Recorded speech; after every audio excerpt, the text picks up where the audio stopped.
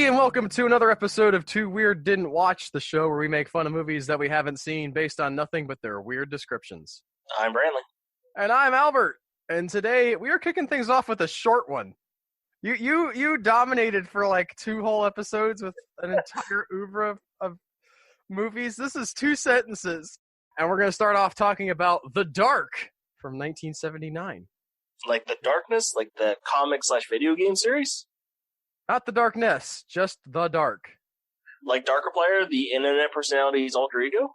I didn't know that was a thing, but sure. That probably is who it's about, because the first sentence of this description is, Los Angeles is being stalked by a 7-foot killer who decapitates its victims and shoots laser beams from its eyes. Superman? Maybe. So we've got Los Angeles, the entire city, being stalked by a 7-foot killer who decapitates his victims and shoots laser beams from its eyes. Now, I don't know why he has to decapitate people if he can shoot laser beams from his eyes.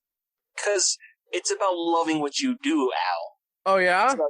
It's like we were talking about those hometown serial killers.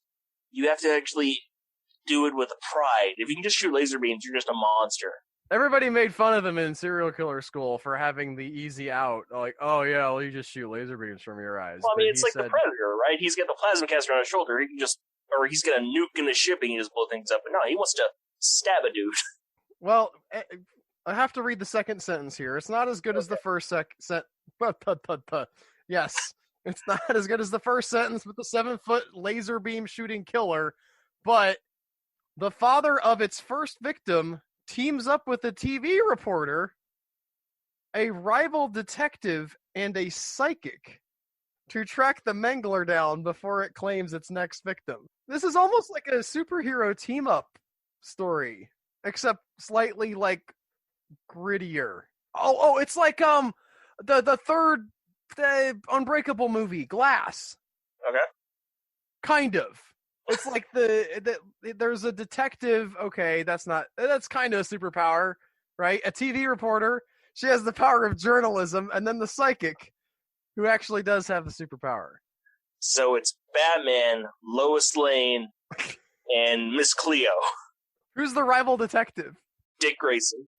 Okay. Or Matt Murdock. Perry Mason.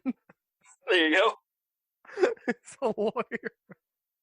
You guys can't park there. The fines are much lower on the other side of town. Anyway, that is all I have for The Dark from 1979. Next up, we have The Funhouse from 1981. The teenager, Amy Harper. The only one. That's the only one. She dates Buzz Dawson, who has to be in his 20s or 12. Either way, it's gross. Yes. She could be 19. Why aren't 19-year-olds still teenagers? They have teen on the end. Because they're legally an adult. But they're still teenagers. They join the army. Yes, that is factually correct. But you also don't think of like a 13-year-old as a teenager. I don't. I absolutely do. No, I think if it has teen on the end, it should be a teenager. This is my premise. Technically correct. Which is not always the best kind of correct. She dates Buzz Dawson for the first time. Sounds like he's going to become an astronaut. And they go to the carnival with their friends, Richie and Liz. They smoke grass and have a good dash time. I don't know why this person thought that good time needed to be one word, but okay. A good time visiting the attractions, including a sideshow with freak animals. The silly Richie suggests the group to spend the night in the Funhouse for fun. That is pretty silly. I don't know how you... That's not going to be that fun, man. You're just going to be like... Because, well, maybe they have more weed, right? Maybe this is just like a, let's say... I mean, they're really high when they decide this, yes. But you're going to be in the munchies, and there's no food there. Well, maybe there will be. Let's keep reading. During the night, they visit the murder of the fortune teller, Madame Zena, by a man wearing a mask of Frankenstein from an opening in the ceiling of a room. Okay. So Okay. they're up there and look down and see the murder? Oh, that makes more sense, Brantley. But in my mind, I thought the murder was happening from the ceiling in the room, and they were, Like Spider-Man up there murdered her and then vanished or he while was wearing wearing a Frankenstein mask. the prepositional phrase "from an opening in the ceiling of a room" could apply to wearing a mask of Frankenstein, the murder, or they witness. I think it's they witness, because that makes the most logical sense, but who Yes. knows? I don't know how you would be wearing a mask of Frankenstein from the opening of a ceiling in a room. I mean, maybe that's where he found it, Poking but your that head doesn't through. seem like it would be helpful as a description. It's a very low ceiling. He heard them see him, and he just grabbed it from above the ceiling.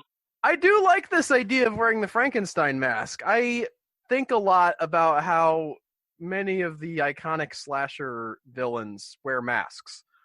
And yet there aren't that many masks that you can wear that look creepy.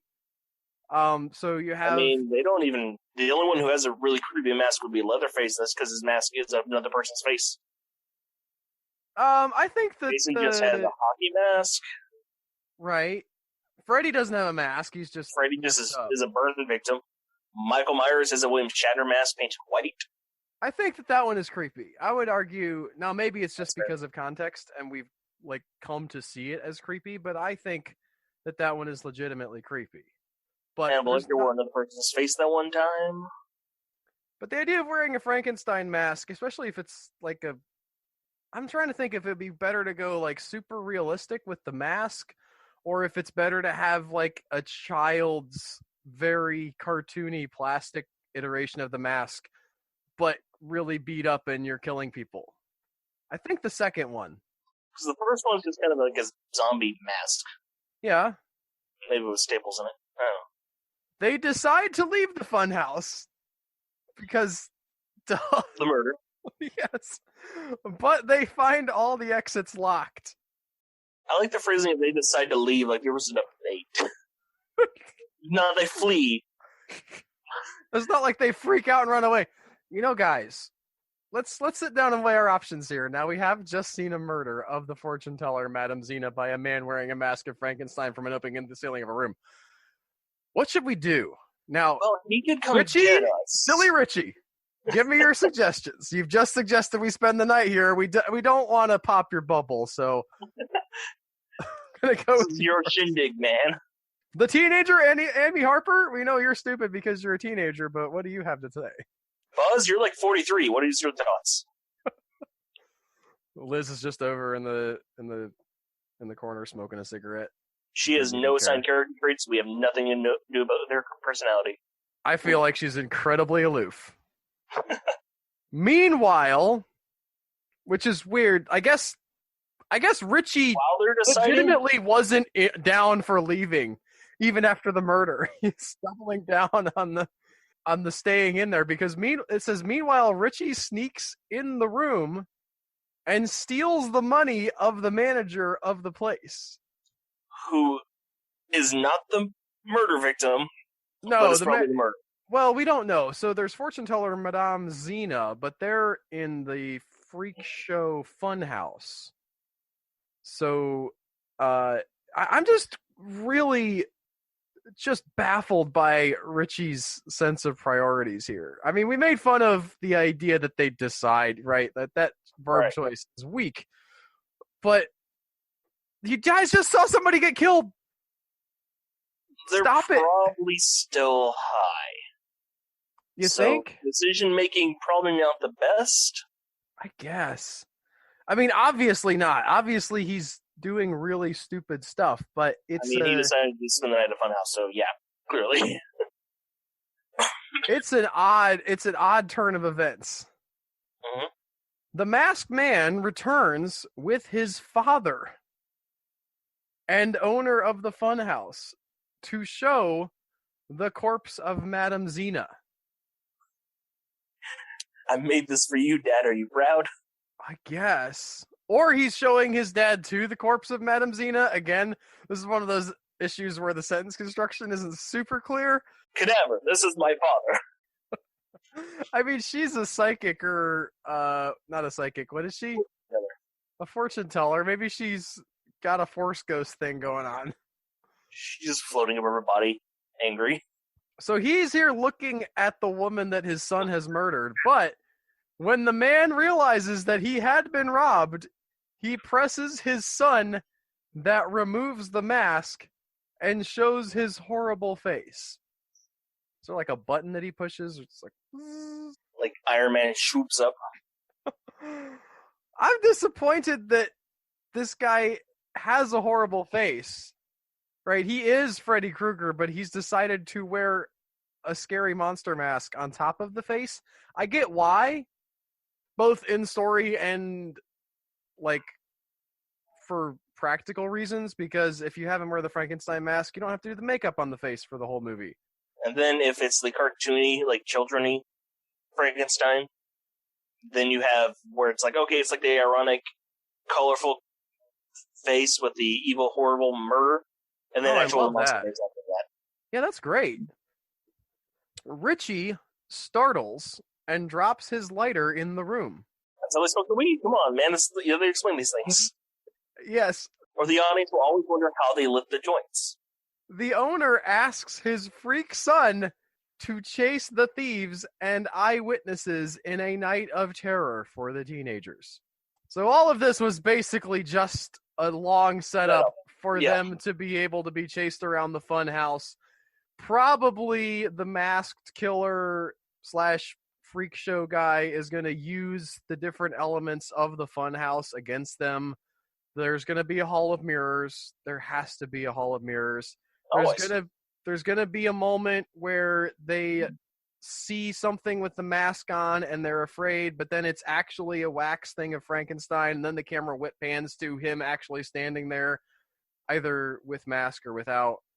You think there's going to be, those like the funhouse mirrors that are warped, and he's going to be standing at one where he looks just normal somehow because of the mirror? They're going to have the comedy gags.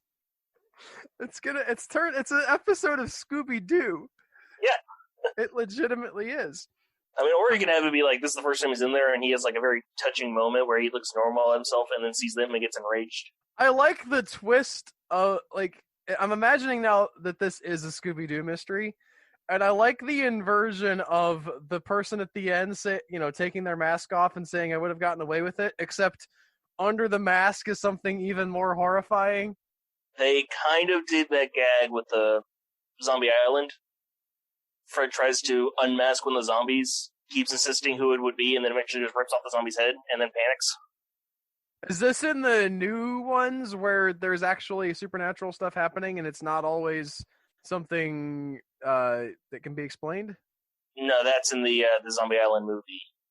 Okay. I don't think they have... I mean, they have actual supernatural things in Mystery Incorporated, including a Cthulhu monster that possesses a parrot. Why? Because it's awesome. What? Isn't Cthulhu enough? Because it's a ghost alien Cthulhu monster that has to merge with a parrot to have a physical body. It's complicated. Okay. That's also why Scooby can talk, by the way. Because he's possessed?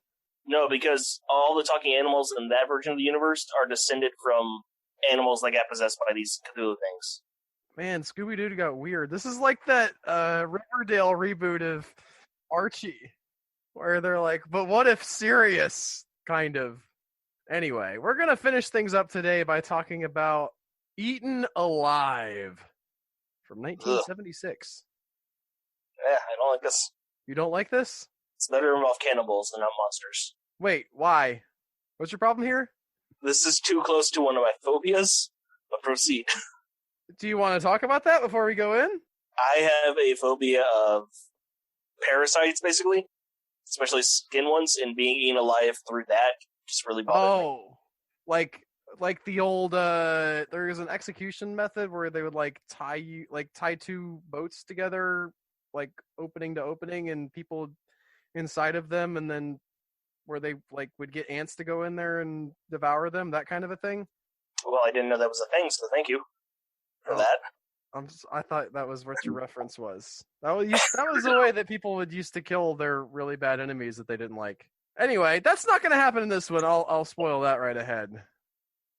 Judd runs the Starlight Hotel out in some sort of swampy place. Judd never heard the maxim of real estate.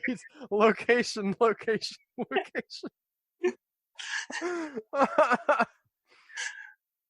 I also love that it's just a swampy place. Like, they don't ever go into it and nobody has a discernible accent. I mean, it's one of those things where from movie perspective, you get it. It's like, well, we want to have a creepy atmosphere. I don't know, some sort of swampy place.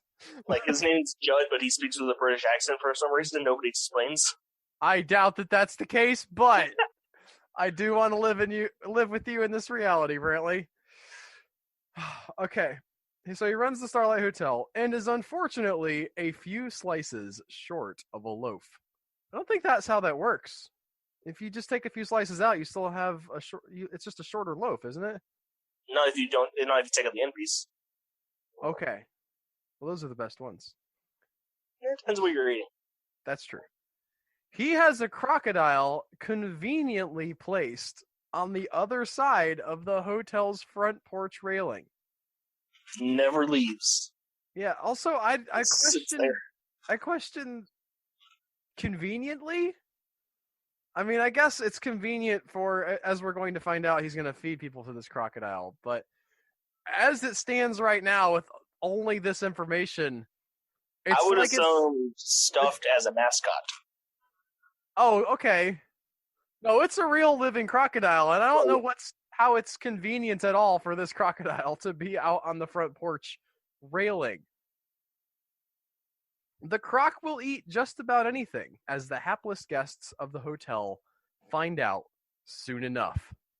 A reformed hooker, an unlucky family, and the father and sister of the hooker all suffer various rates of attrition as Judd tries to implement damage control.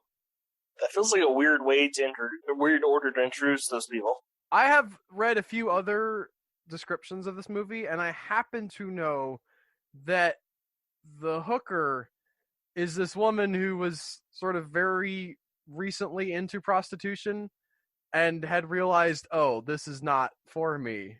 I will not enjoy this, having people pay me for sex. And so she's gotten kicked out of her brothel. Okay. And she's on her way out of town and stops at some sort of swampy place where there just happens to be a Starlight Hotel. And Judd finds out that she's a prostitute and murders her. And then they do the psycho follow-up where the relatives come to look for her. So that's where the father and the sister of the hooker come in. The unlucky family, I think, are just other people who also happen to be living at the hotel or staying at the hotel momentarily. Because he's a few slices short of a loaf, and he's got to kill. He's also got to run his hotel. The crocodile that eats your victims, I don't know if that's functionally as helpful as you might think. Especially if it's only one. Depends on the size. Yeah, I guess. I'm imagining this movie did not have the budget for a big one. But I always imagine that these movies are going to be like way, way low budget, and they might not be. They might have put some effort in. When was this made? 1976. Okay, so it probably had puppets. So you could do a decent size crocodile from Egypt. I'm looking at a screenshot here. It could be real.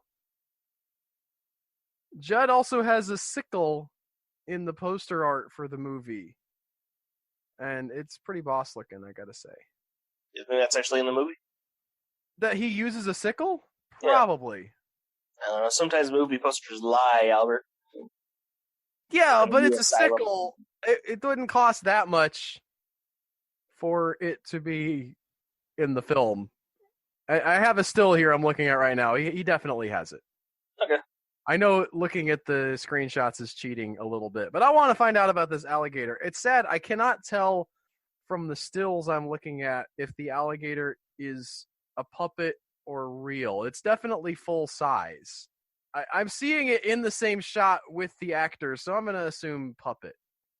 But that is it that is all we have time for today. Thank you guys so much for listening. I hope that you enjoyed it. If you did, you should tell a friend about us. Subscribe if you have not done that already so that you can continue to get these episodes when they come out. Our release schedule is a little bit uneven because of our busy schedules, but we love doing this, and we're going to continue as long as we possibly can. We will see you guys next time with another episode of Too Weird Didn't Watch. Bye, guys. Bye.